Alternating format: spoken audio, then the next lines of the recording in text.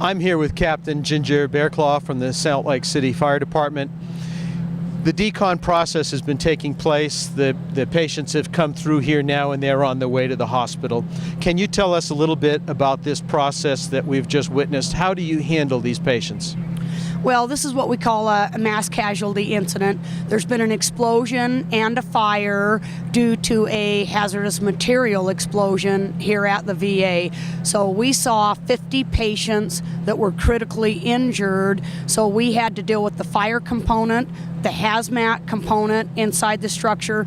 We had to perform a triage of all 50 patients, and then we had to set up the decon. You can see the tent here, which is a technical decon to set up. We're dealing with patients, so they're critically injured, they're burned, they have IVs. A lot of them were already patients here at the hospital with respirators on them and IVs already established. So to set up this decon and decon a large quantity of patients, over 50 patients, is a very time-consuming and takes a large amount of resources and firefighters and hazmats to accomplish this task. And what's the purpose of the decon? Why do they need to be deconned before they go to the hospital? They have to be deconned before they go to the hospital to avoid any secondary contamination. So they've got a hazardous material on them, and if we don't decon them, then they're now going to spread it to the paramedics, they're now going to spread it to the ambulance, the helicopter, and they're now going to contaminate the ER. So now we're going to have to shut down an ER and a hospital. So that's why decon is so important, to stop that spread of contamination so that we don't injure or kill paramedics or hospital personnel and also shut down a hospital due to contamination. You also mentioned triage. That process, I imagine, is a challenge. How do you determine who's going to be treated and transported first?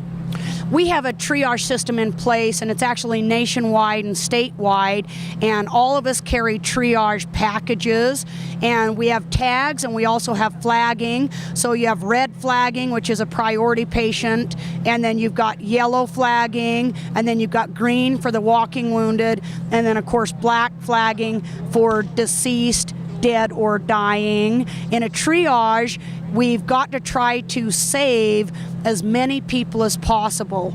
So that's why you have to triage these people. And this has been established all the way back to World War I, and I've even read studies all the way back to the Civil War. So this came from the Civil War. They would start to triage these people. How many people can we safely and successfully save in a mass casualty incident?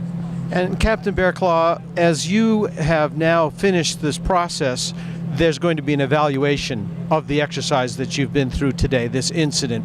How will that help in the future?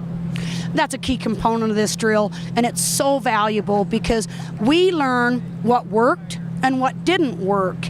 And a lot of times you learn more from what didn't work and what you need to work on in training of our personnel, equipment failures that maybe we encountered. So we learn a lot of how we can support each other, the agencies, but we also learn how can we improve some of our tasks and some of our operational procedures, and what equipment do we need to try to get either through a grant or purchasing. Captain Bearclaw, thank you very much.